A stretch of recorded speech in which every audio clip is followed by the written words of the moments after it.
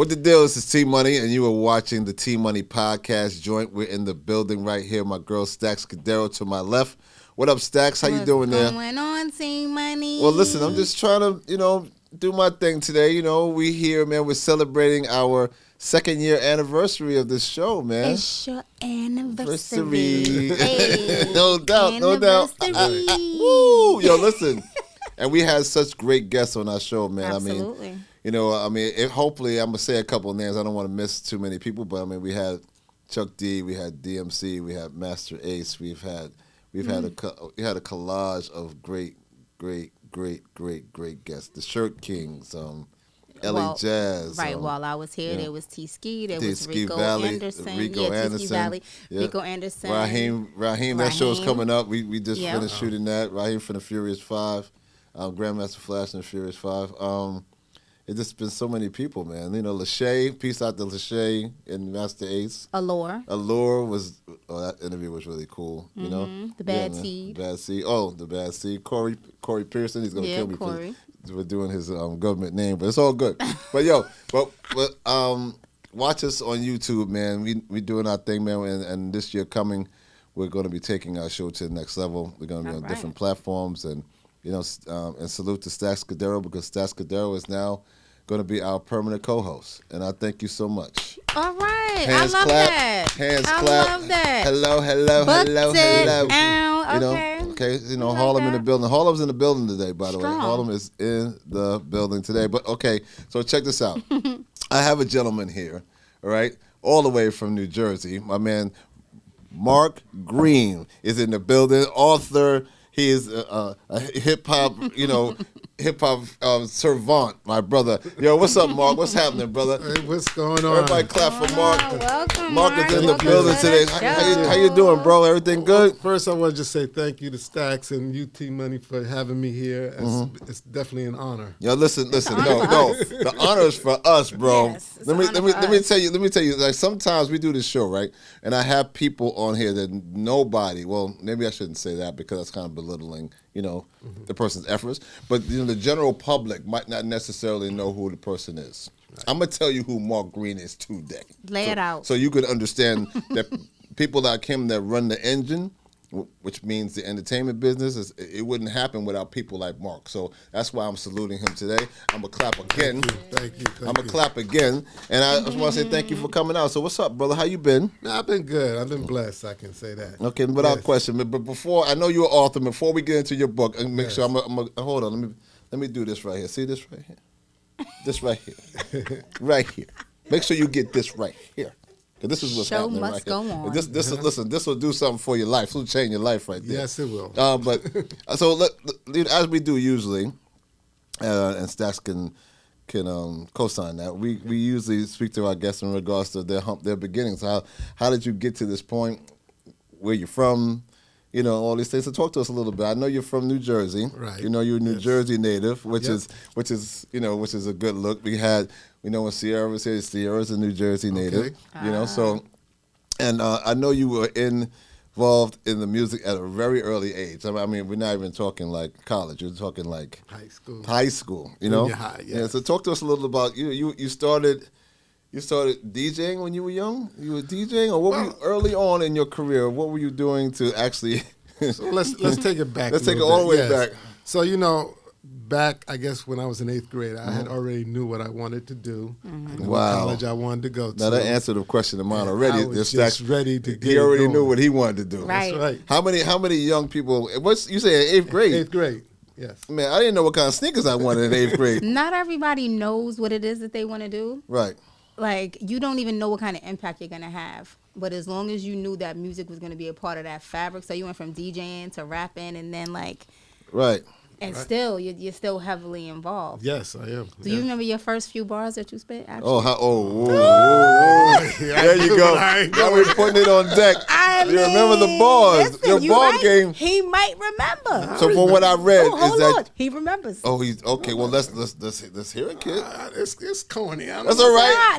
Nah. That began the blueprint. It's not corny. It's never corny. That's what started That's it. never corny. But let me tell you. So what I'm hearing is that he, you went to some kind of DJ competition or something? Well, yeah, you know, as you know, back in the 70s, as the funk bands started fading out, DJs started coming in the disco era. Yeah, I was going to ask you to talk a little about that time, because at that time, you know, DJing was still, need I say primitive? Yeah. And then the music was changing so rapidly. Yes. You know, so, and I don't know, I mean, unless you lived it, you wouldn't really know. But funk was really heavy at that time. Yeah, you know, you're talking about Confunction, you're talking about the Commodores, you're talking about everybody had hard bottoms, everybody had tweed, everybody was wearing double knits, you know, afros. They don't know what that is. You know, now. so that's a whole nother energy, you know what I mean? So when that started fading out, you know, like, you know, when the Earth, Wind, and Fires and everybody started dwindling, right? Then this thing called rap started growing, but it started growing small. And you know what was interesting to me? You weren't in the I guess you weren't in the middle of it. You were out in Jersey with it, right, you know? Right. So when you were part of that competition, right? Yep. You were actually in Jersey. You saw something that actually inspired you. So going back to what you were saying, so as the DJs started becoming more popular, I had all equipment for my band. We had a band prior to that, and when the band disbanded, I took that equipment and hooked up my DJ and learned how to mix. And I started doing small parties for the high schools, proms, and you know, all the college parties the high school parties after football games. Right. And I started DJing in Inglewood, Hackensack area, New Jersey. Right. At that point, I was approached by a promoter who asked me to be in the Battle of the DJs in the Bronx.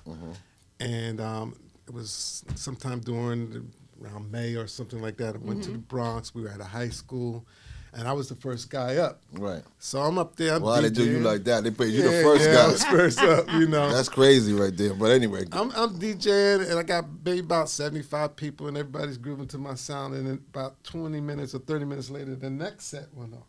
And then everybody just ran over there. I had maybe 12 people left standing in front of me. So how was the setup? It was a room full of people and DJs all around? It was 3 DJs. I'm on this side, this guy's on that side, and this guy's on that side. Wow. How cool is that? So when you perform, and then after that, they run to look at the other guy. Yeah, but what was happening when they ran over there was 2 guys on the mic, and something was going on. And I was like, what's going on over there? So I just packed up all my equipment and I ran over there. You packed up? Yeah, because I was like, I wanted to find out what was happening. Right. And that was the first time I heard rapping, 1977. Oh, wow. May 1977. Wow. And then that inspired you to pull out the pen. Yeah, after the next guy went on, there was 3 or 4 of those guys. They were rapping.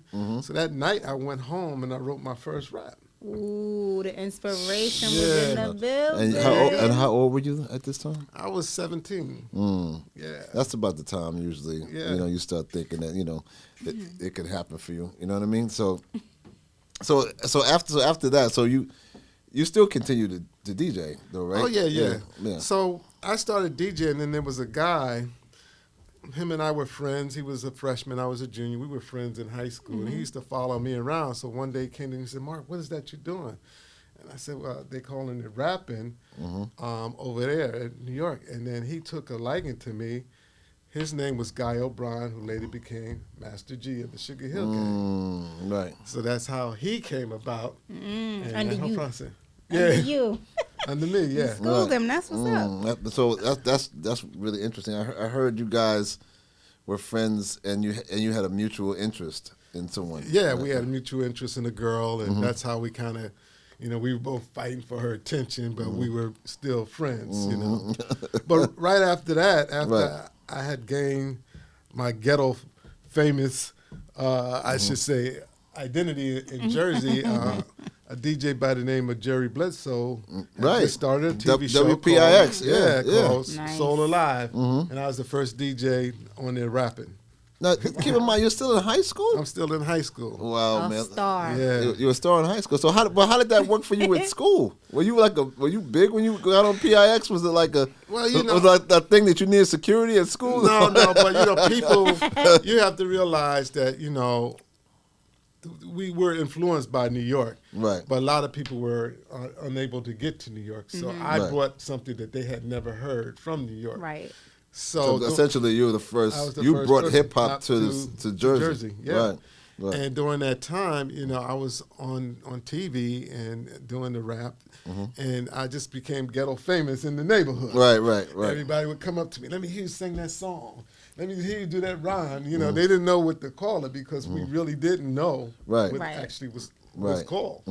Not early in the 70s, no. Yeah, it was just some thing, you know? Yeah, we were just doing our thing. That's cool though. Like you can actually go, but there's footage of this, so it's not like, oh yeah, I did this. It's not like a flyer that you have to go find that's crumbled up somewhere. There's actually footage. Yes. Look at that innovation. So when you graduate, right? Right. But and then you actually do go to college, right? So yeah. So you know, during that time, I had made up my mind I wanted to be a DJ, and I had been mixing and learning how to, you know, work records. But I met a guy named Freddie Perrin who was a producer. He was his nephew and I went to school together. Right. Freddie is the guy who wrote "I Want You Back," ABC, "Stop the Love You Say." Oh wow, how all cool the is songs that? for the Jackson 5. He wrote produced "I Will Survive" for Gloria Gaynor. Heaven Must Be Great writer. All that stuff. And he said to me, he said, "Mark, what are you talking about? You don't want to play the music, you want to make the music." I said, "What do you mean, Freddie?" He's like, "Go to school, study music, get your degree in music, and then you come out and you make those hits." So I took his advice, you know. He wanted me to go to Howard, but when I saw Howard, I was like, I've been in the streets too long. Right. I didn't see myself graduating because the streets looked too inviting to me at that time. So I went to Virginia State, and I started DJing in the clubs there. I had one club in Richmond. I almost dropped out of college because I wasn't going to class. Wow. And then during that time, I think I went home for Thanksgiving holiday, and my apartment got robbed.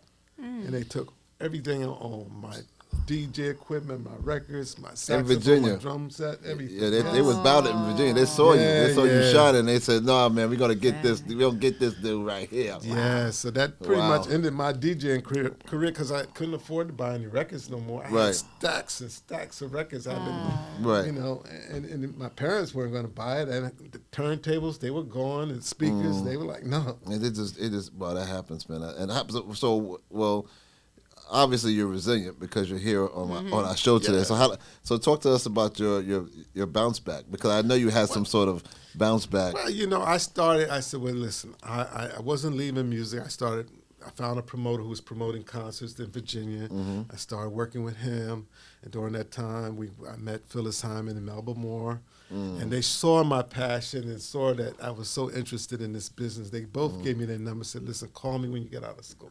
Nice. And during that time, I still wanted to be a DJ. And at this time, this was 1978. By 79, guy called me up. He said, listen, man, we're making a record. I said, what do you mean? He said, we're making a record off of Good Times. And I said, what? And that's when they made the first rap record, Rapper's Delight. So I was so envious, and I was angry that I was still in school and he was doing what I wanted to do. So, I would rush home, and finally I said, I'm going to get me an internship at that Sugar Hill Records. Okay. So that's what I did. So you can work right next to you, like you, right? Because I'm going to watch you from now on. I'll be close, bro. You're not going to do this again to me. I'm going to be right here. All. Right. And okay. I stayed there. I waited day after day trying to see Mr. Robinson, and I would see all kind of rappers or potential rappers coming in there every day trying to get a deal, because by then Sugar Hill Records was like the place to go if you want to get a record. So this let's be clear, you're still in school at this point. I'm still in school, right. So finally I came home one summer, and I sat there for a whole week. I brought my lunch, I packed it with me, and every day he'd come out to see who was there, and he kept seeing me, and he said, what does this kid want? And so I told him I wanted to work here. He said, all right, come upstairs. So I go upstairs, and we sit in the office. He asked me like 4 questions. Do I know Harlem? Do I know the Bronx? Do I have a car? Can I work day and nights? And I answered everything. He said, all right, you start tomorrow. And that's when I started working at Sugar Hill Records and worked there during the time of a lot of those famous records. Question, so what did they have you doing at Sugar Hill? Well, during the day, I was a runner. So I went to all the places in the Bronx and Harlem and picked up records. They used to be called one-stops. Right, yeah, of course, yeah. People who don't know, one-stops was like a warehouse where every record company was sending their records, and as retail stores, you would go there to that one stop, and you would get the records that you need for your store.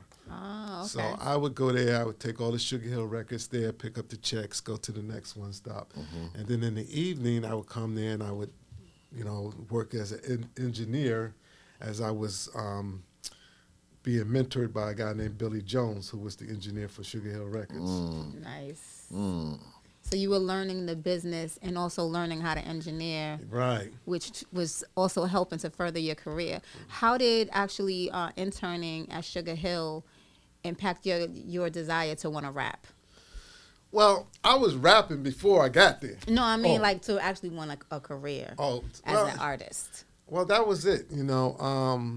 By 1980, everybody from New York was rapping. Rappers were falling out the sky like raindrops. Yeah, I was gonna say at that time, the music was the music in the '80s, early '80s. Then you're talking Run DMC, you're talking LL Cool J, you're talking you're talking Roxanne, now Roxanne, you're talking everybody's coming out. I mean, because at that time, there were hip hop records coming out every week. Right. New groups, and they were always, most of them were groups, because that's a whole nother conversation, but there were groups, coming out every week. Right. So it was like a race to the finish line to see who can get to be successful. And they also was going on tours, doing major tours. Yeah. So things at that time changed. Did you and you were a jack of all trades at this point, because I could see you now. You're DJing, you're rapping, you're engineering. I'm quite sure you fancied yourself in writing songs, for artists too. Did you know at your Swiss Army knife energy? Did you actually know what you were going to be good at? What was going to be your thing? And that's just it. What I did know that I felt I had limited talent as a rapper, because once I started hearing these people, because you have to realize when I first discovered it, it was just fun and games. We just did it, like playing the dozens, but this is now becoming a career. People are really making records, and I was a little intimidated because of some of the people I was hearing. I was like, wow. Well, yeah, because if you listen to a lot of the early rap, it's unless you listen to, Melly Mel was always, one of my top five because of who he was and what he spoke about as a rapper. But when Rakim hit the scene, what rappers talked about and how they brought their message across was changed a lot. Yeah, it changed a lot. And it became more serious because, Rakim spoke about, things that we've never heard on record before. Right, right. So I'm quite sure you were intimidated with that. You know what I mean? So moving forward, how did things transpire? So you're engineering now, you're at Sugar Hill. Right. And I'm quite sure there's a story as it relates to you moving forward from there. When I was there, we started seeing a lot of rappers come in there, and at that time, I think Grandmaster Flash, and then we're coming. A new group had just came up from South Carolina called Sequence. Oh, Sequence, I was friends with them, and what's his name from Philadelphia, Spoonie G. He was coming up there. So a lot of people coming in there trying to get into the studio. But Sugar Hill was focused on Sugar Hill Gang. Sugar Hill Records was focused on the gang. Right. And the next focus became Grandmaster Flash and the Furious Five. Right. So during that time, I would be in there. We would work on the music at night, and then Miss Robinson would come in late at night. She would listen. She would be like, okay, I like that. Change this, that's that, da-da-da-da. And boom, she's out. She knew what she wanted, and she just tell us what to do, and we did it, and that was it. A lot of times I wasn't always in there when they were recording. I was in there when we were fixing it in the mix, or we had already recorded the music, but now the vocals had to be laid after that, Right. But there were times when I walked in there. I remember when Tito Puente came in there to do a track on the Sugar Hill Gang. He was in there by himself. He put the headphones on, listened to the track, boom. That was it. That was it. Right. He needed no instruction. In your mind, you're thinking that everything is live, right? But it's not always live. Sampled, and then you add it later. Right. So he needed no instruction whatsoever. He didn't know instruction. He came in, and again, I didn't know who he was. I knew his name, but I didn't know who he really was. Right. So it was people like that, Jack McDuff. There were this group called Positive Force. Now, Positive Force was supposed to be the backup band for the Sugar Hill Gang, but they had a song called "We Got the Funk." We got the funk, yeah. And they wanted to focus on them as musicians, as a band, so they didn't want to take on that position. And I was there when Miss Robertson was having a conversation with them, and they was like, nah, we're good, So after, Sugar Hill garnished a lot of success. And at the time, Sugar Hill was a really polished label, so everybody ran to them. Right, right. There were a lot of labels out. There were Enjoy, there were a lot of labels at the time, but Sugar Hill signed a lot of groups, man, Yeah, and they did a lot of big things. But so after your Sugar Hill stint, because you have longevity in the business that most people don't have. Right. I've been fortunate and blessed to be here. But trust me, when I'm telling you, a lot of people don't have that longevity. They don't have the vision. They don't have the talent level that you have. So talk to us a little about your longevity. More importantly, how things happen. How did things transpire to you? Things happened because when I was in 8th grade, I went to the library. There was a book, and the book was about the music business, and it had all the different jobs there. And I went through that book, and I was like, man, I want to do this. I want to do that. Everything I saw, I wanted to be a part of. So as I'm doing what I'm doing, I'm looking to, okay, how do you be an engineer? How do you be a producer? Man, it's actually just happening for you naturally. Yeah, it just started happening like that. So I was able to constantly reinvent myself over and over again. Right. And by the time I left Sugar Hill, I went to work for another agency called Broccoli Rob, and I worked on Sergeant Slaughter's album. He was a wrestler. And later on, I said, you know what? I want to get in this business. I called Melba Moore, and I called Phyllis Hyman, and Melba said, come to the office, have a meeting with us at Hush Productions. So I got there. When they were at Hush, right? Yeah, I went to Hush, and my first artist I worked with was Lilo Thomas. And right after Lilo, they said, we have this new group called the Boogie Boys. We want you guys to manage them. Okay. So that was bringing me right back into hip-hop. Yep. And from that point on, it was on and popping. Oh, my goodness. Now, having worked so you DJ'd, you rapped, you interned, or you even learned like some engineering, and now you're like, I want to be in the business. So now that you're managing this group, with the experience that you had at that point, how did it feel for you to be managing a group, knowing that in your heart at one point this is what you really wanted? What was that experience like for you? The Boogie Boys made it easy for me because they didn't mind taking advice and direction, and that's very important when you're managing someone. So I knew, what I needed them to do and how I wanted them to do it, and it became a marriage matched in heaven because I would tell them what to do and they did it. There was I tell them, no, your performance is like this, you got to change this, you got to do this, and this is that. Now, during this whole process, but people don't understand, hip-hop was a lot different than it is now. When I say that, it's like back in the day, you got paid after the show.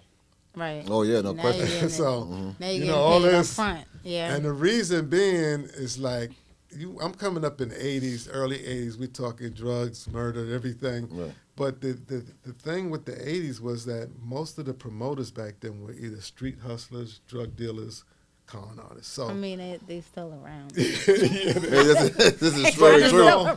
The thing was, this is very true. A lot of people, when I came up, they weren't getting paid because you would do your show, and then you go look for the promoter. He's gone. He left the building. Yeah. And then you running around trying to find him. We didn't have cell phones and all of that. You got trying to find a payphone and call this guy. That's where that road manager came in. So what I noticed was that the people who got paid were the opening act and the headliners. Yeah. Anybody in between didn't get paid. So I told the Boogie Boys, I said, listen, from now on, we're going to be the opening act. And I said, one thing we're going to do is you're going to make sure before we go on stage, I got the money. So one day I went into this office to get the money, and the guy told me, you got to go on first. I said, I'm not going on. He said, okay, come on back. I got your money. As soon as I walked back, they pulled out a 357. He put it to my head. He said, I don't give a F if you from New York. You in Ohio now, nigga. You here. I don't know how uncomfortable I feel right now with you doing that. But thank you thank you for the example. I appreciate it. But that happens, bro. That was happening. You kidding me?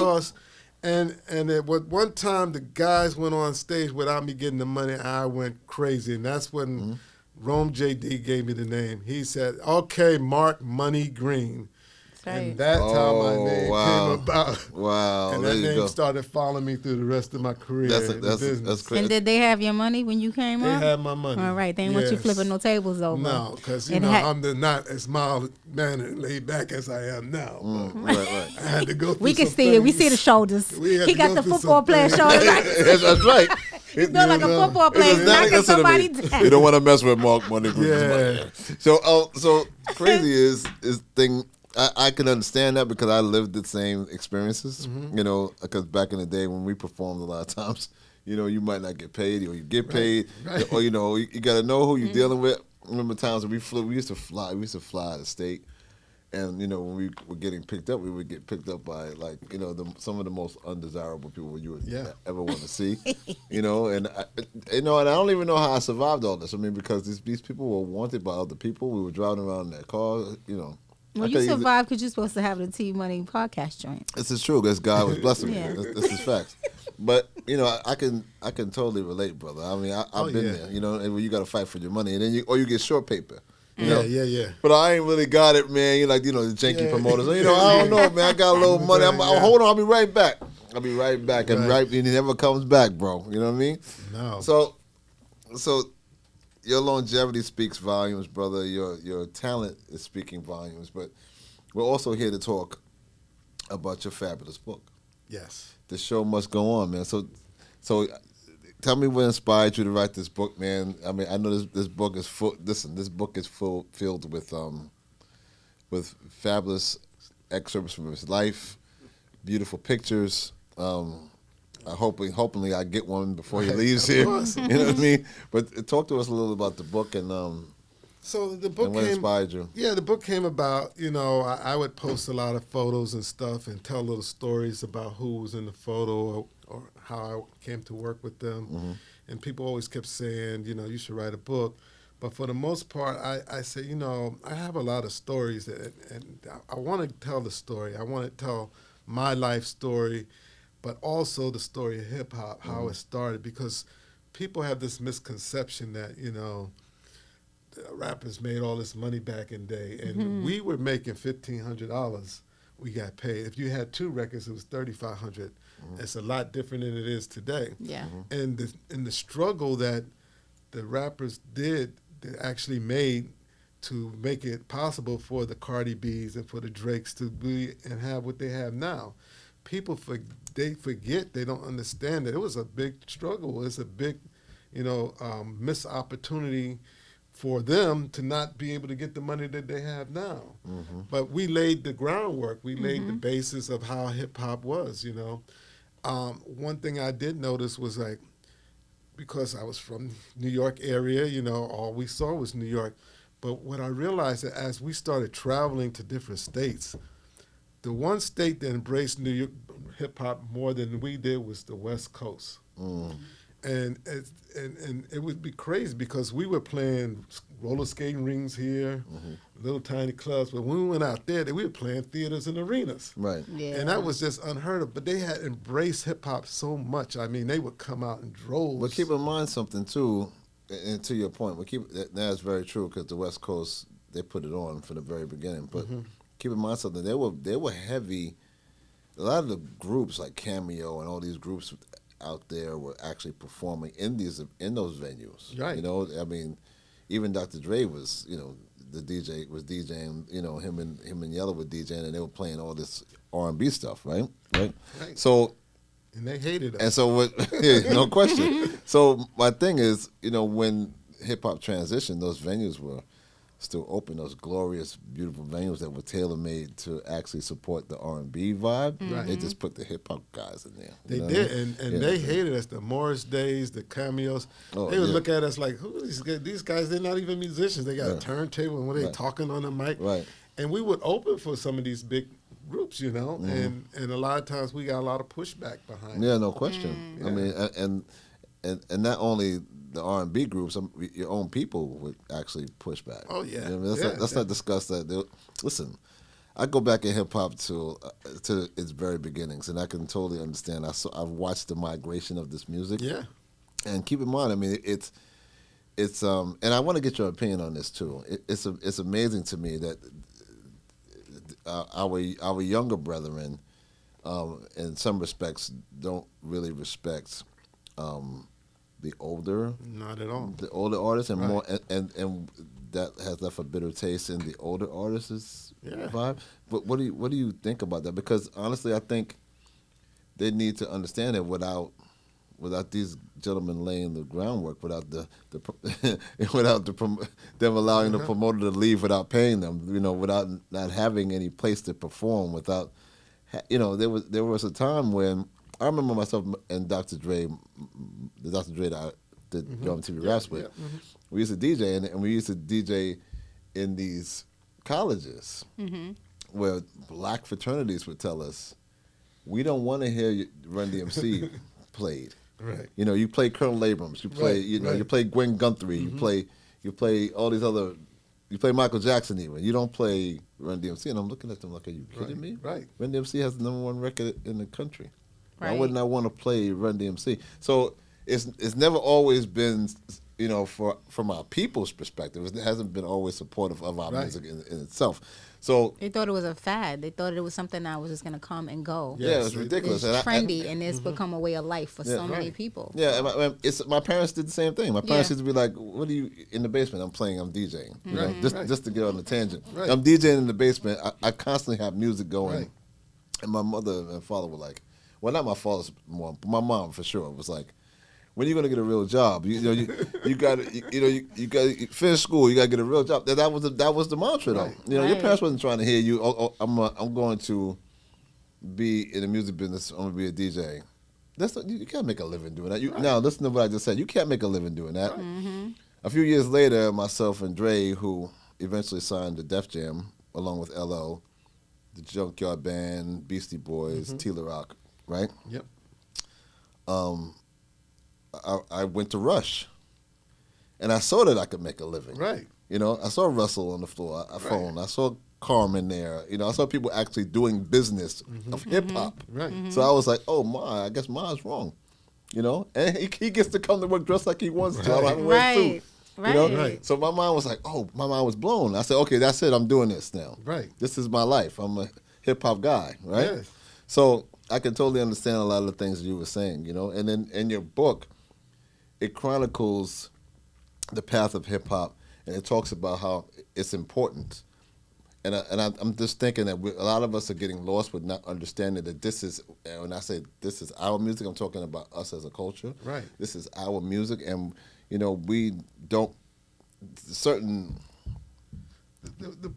people in our genre don't respect each other, and it should be, and I'm just trying to get your opinion on. Well, you know what it is. The problem is that we came up in a time frame where we wanted to learn history. You want to know everything about, especially with music. Right. I wanted to know, well, who's playing on this instrument on this song, and who's produced this, and how it's done. Yeah, right? but this generation, they don't have no interest. They have no desire to know where it came from and how it came, Right. And you talk to kids, and I spoke at a college, and the kids didn't know who the Sugar Hill Gang was, and they didn't know who this person. And I'm like, how can you sit here and talk about how much you love rap, and you don't know the basis in the history of where it came from? And that happened to me last year. I was at an event. My friend, a friend of the show, called Brody. He's a photographer. He did something at Sylvia's last summer, and there was someone there that said that they didn't know who DMC was. Now, but they love hip hop, right? And I'll ask the group this question at some point: who was their favorite rap group ever? But for me, I mean, a lot of people say, I mean, I have a top 3, but my favorite rap group ever in the history of this music is Run DMC. Right. They started it. For so many reasons. Yeah. For so many reasons. How could you not know who DMC is? Right. You know Come what I mean? on. He had DMC in the place that's to be. unbelievable. Come on. I mean, But Wow. it is what it is. So I salute you as it relates to your book. I salute you in regards to your incredible ability to stay afloat. You know, because there's so many people in this business that can't do that. You know, and I applaud that, man, for real. You know what I mean? So I want you to do me a favor. I want you to answer one question for me. So who was your favorite rap group? Or who is, maybe I should say, let's put it in present tense. Who is your favorite rap group? Well, let's go back of all to time? I was a Run DMC person too. Okay. I was also fans of Houdini because we were on the road together, and Nice. you know, they were the biggest at that. Was time. it the Fresh Fest you went? Yeah, I was on the Fresh Fest. Okay, that's what's up. And it was my friend Charlie Stetler was out there on the Fresh Fest me too. and Charlie were good friends Yeah. because he had the Fat Boys and during that time, me and Marky D were like this. Oh, yeah, were, man. Prince Marky D. show Salute to him. hung out. R.I.P. to Mark, man. You know, the funny thing about it, and I feel so bad because I ran into him before he passed, and I was talking to him about how we used to hang out. He had no reminiscence, no clue. Oh, and I was wow. like, man, like we were like this, bro. Every show, you and I, party to party, you know. But you know that whole time frame is, you know, I have to say, Run DMC, Houdini, and LL was another one that I was. LL changed the dynamic because remember there were only groups. That's why I say rap groups, not rap singles. So, you know, solo artists. Groups was different. Like, but I think I have three. I have Wu-Tang. I have Wu-Tang, Run DMC, and my personal friends, Public Enemy. Right. You know, but if Chuck was here, he would say. He wouldn't even say Public Enemy himself. He would say Run DMC. Run DMC is definitely the greatest rap group of all time to me. It's funny you said Public Enemy. So I was on the Eddie Murphy tour, and I guess who my roommate was? Professor Griff. Oh, Griff. He wasn't even known as Professor Griff. How was that? Because he came off as such a serious person. Well, he was very serious. You know, he would practice his martial arts and he would practice his prayers, and I was out there partying, smoking, drinking, and having a good time. Doing the total antithesis of what he's doing. You know? Right. So I had my times where I had to, like, you know, cut out my activities to respect his, you know. Right. But it was funny because at that time, Public Enemy had not even been formed yet. Right. So that's I had spoken to that. him not too long ago. We were laughing, talking about the old days, you know. Yeah. Salute to Professor Griff. That's my guy right there, man. Yeah. That's a good look, brother. So listen. Thank you very much for coming down today, man. Yes. Tell everybody where they can find this magnificent book. This book, you can find it on Amazon, Barnes & Nobles, or you can go to my site, markmoneygreen.com, and purchase it. The book has plenty of stories of Guru, DMX, Aaliyah, Timbaland, Missy Elliott, Grandmaster Flash, Montel Jordan. And I'm telling these stories of things that happened when I was working, and a lot of crazy stories that make you say, oh, wow, that happened. Yeah. And it's also not only the stories, but it's the history of what it was like back in the day. Yeah, no question. Yes. It gives you a definite overview of everything. From the beginning to where we are now. Right, and you can't ask for anything better. Thank you, Mark, man, for being here, my brother. I appreciate you, man. My man Mark Money Green right here on the T Money Podcast joint. Make sure you go get his book. And we are here, and we about to be out of here. So, peace, two fingers. Thank you very much, brother. Yes, sir. Thank you for being here today. Thank you. Appreciate Thank you. All right. We out of here. Peace. Later. Money Podcast joint.